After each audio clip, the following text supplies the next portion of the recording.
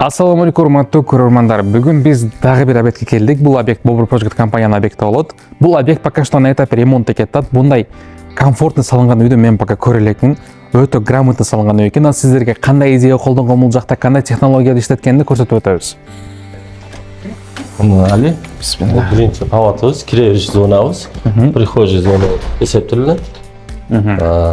Буякта общий умумий неме санузелибиз, ажатканабыз. Бул общий. Общий ажатканабыз деп эсептелинет. Холл зонасы. Буякта үйдөгүлөр отуруп, мисалы телевизор көрүп отурчу жайыбыз. Телевизорун алып кеткен бул жакта. Потолок канча высотасы? Потолокторубуздун высотасы 3,40.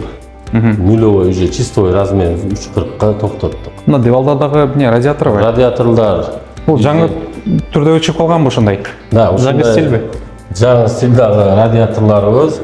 Муну кылышыбыздын себеби өзү жылыч системабыз теплый, пол. Радиаторлор неге кылдык дегенде жашы улуулар неметкенде жүрөгү көтөрө албай калат, баягы ысыкты каалабай калган мезгилде радиаторду колдонобуз деген ойдо радиатор системаны кошуп кылганбыз.